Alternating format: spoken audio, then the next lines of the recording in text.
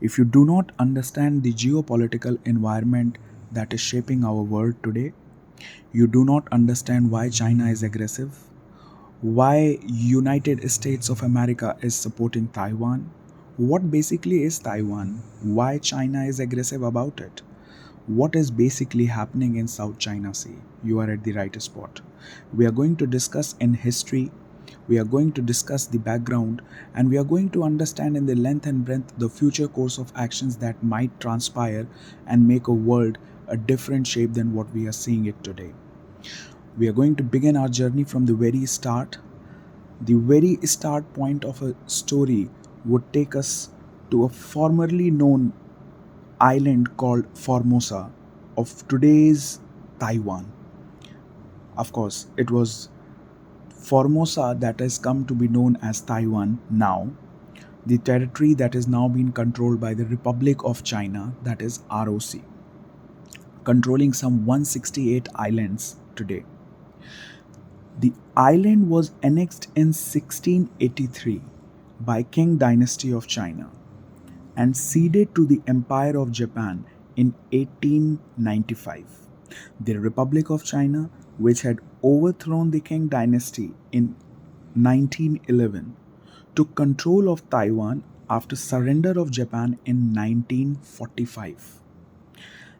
Soon after which the Civil War took place. The Civil War that resulted in the loss of mainland China from the hands of ROC, that is Republic of China. The forces of Chinese Communist Party, that is CCP, took control of the mainland China. Consequently, the retreat of Taiwan in 1949 took place. Taiwan, from the ROC's hand, transitioned from one-party military dictatorship to a multi-party democracy with semi-presidential system.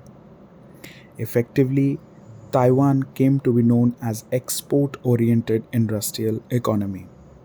So much so that today Taiwan is 21st largest in the world by the nominal GDP, ranking 20th in GDP per capita, high ranking in healthcare, human development, etc. We must not forget that the Republic of China, that is ROC, no longer represents China as a member of United Nations. When, if you would ask, it is after UN member voted in 1971 to recognize the PRC, People's Republic of China. The ROC maintained its claim of being the sole legitimate representative of China and its territory.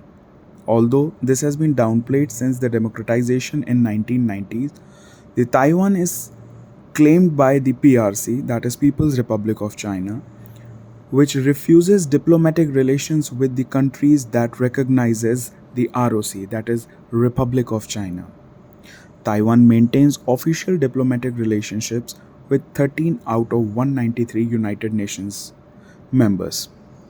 Domestically, if you will come to know, the major political contention is between parties favoring eventual Chinese unification, and contrasting to this, there is an aspirational group that still recognizes Taiwanese identity. President of Taiwan today, Tsai Ing-wen, she is developing her nation with her wholehearted hard work in line with the Western world, making stronger relationships with the powerful nations. Those are actually quite an adversary to the one China policy that the China is set to move from the past few years. It is this one China policy that is the point of contention among all its neighboring nations. We will see, and we will perhaps go for a different video to understand in depth about one China policy. But let us get back to the facts that we have to deal for now. You can see in the map showing from India till Japan many territories that China lay claim and has policy set in motion to ensure that eventually it will be united with the mainland China. Why South China Sea is so important? Why China is threatening all its neighbors, Taiwan being one of those and is facing worst of it due to its proximity and strategic location in the South China Sea. Well, it is no random choice that the China has taken, and South China Sea is hub of natural resource. According to the estimates of Energy Information Administration of US, 11 billion barrel of oil and 190 trillion cubic feet of natural gas in proved and probable reserves are present there. No wonders China absolutely is trying to capture these waters for this and some other reasons, like a whooping trade of 5.3 trillion USD is passing through the South China Sea it every year. More than 60% of global maritime trade and more than 22% of total global trade passes through these waters. Make no mistake, South China Sea is a free international water with international maritime applied to it. Spartly Islands, the construction of artificial islands are also in the line of this aggression. China has fully militarized at least 3 of several islands it built with the disputed South China Sea, arming them with anti-ship, anti-aircraft missile system, laser jamming equipments and whatnot. To prove its hegemony, the power shift that China is hoping and wanting to be the superpower of the world could be sustained for many more years than estimated. The current world order that is greatly influenced by the United States does not recognize this aggression and in fact has come to stop Chinese aggression in these waters by collaborating with the neighboring countries, some of them having been the good allies of the United States. Taiwan, though, is the part of one China policy and US do recognizes this one China policy officially at least. There is a political angle to it also, both from the side of China and the United States. Popularity of Xi Jinping has gone down. Popularity of Communist Party of China has gone down due to the Chinese management of the COVID situation that left people baffled. An economic crisis that ensued, that is what people are facing today in China. Bankruptcy, people protesting on the roads, demanding their money. And the same could be said for the United States President, Mr. Joe Biden, whose popularity has also gone down.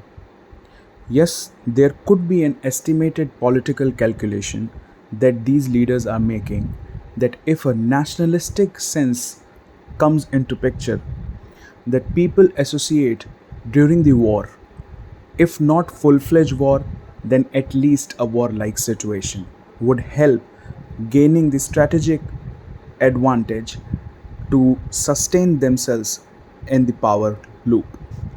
Against this backdrop, we need to see the visit of Speaker of the House of Representatives in the US Congress, Ms. Nancy Pelosi's visit to Taiwan on 2nd August 2022, approximately 8:20 p.m. according to the Indian Standard Time. The visit is not just a simple visit. Its coming has actually been planned a long way back. If you would read certain statements from the initial inception of the Joe Biden administration, you would come to know that such an incident could not have been avoided much. If I quote US Secretary of the States Mr. Antony Blinken, he said Trump weakened American alliance, leaving a vacuum in the world for China to fill, and has characterized China as a techno-autocracy which seeks world dominance. He stated Biden administration's commitment to China's defense would absolutely endure, and the China's use of military force against Taiwan would be grievous mistake on their part. Unquote. Advocating stronger economic ties with Taiwan was also being on the table.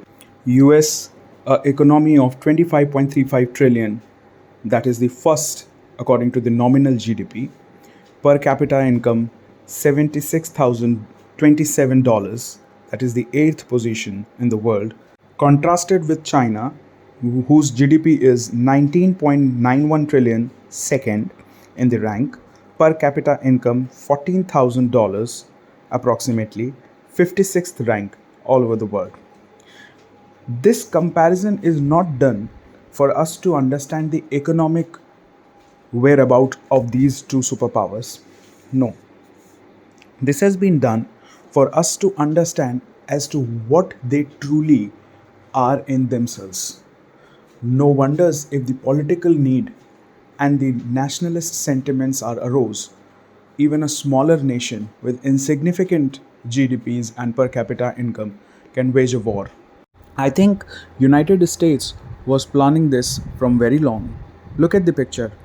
Russia is in war with Ukraine, and the help that China can get from Russia will not be given in the quantum that could have been without Russia itself being engaged in a war.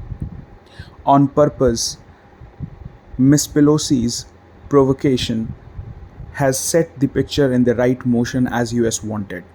From the very start, friends, United States has said that the 21st century will be a defining partnership between India and the United States as it sees the shift of power and the control that US hegemony creates and US not wanting to compromise on its power. You can clearly see the shift of power and the focus of United States here on the Middle East countries has now been shifted to the Taiwan, to the region of South China Sea. In specific, if I would speak, a new kind of map would be coming in our picture. This would be the map that is going to define 21st century according to the United States, because it sees China as the direct threat. It sees China as the threat to its hegemony. China on its own part is not a nation to be trusted. Of course, it is world known of its aggression towards its neighboring states, smaller states, but this time China has it wrong. US truly can set China to its place. There is no doubt the might of US has not faded away. Why Nancy Pelosi did what she did, why she landed in Taiwan, is US at least giving a message that it is not going to be bullied by China like the neighbors of China's get bullied by it. Call it what you may.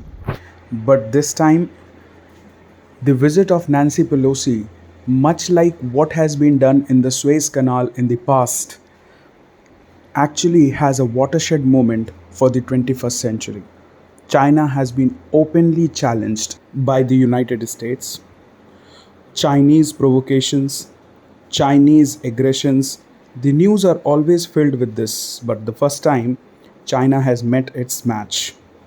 Somebody which can place China to its position and tell it what is right and what is wrong. Yes, there will be further aggressions from China as it has vowed not to sit idly. It will remain to be seen. We are going to further update about the situation as it evolves with the facts and details, discussions, and short clips. Thank you.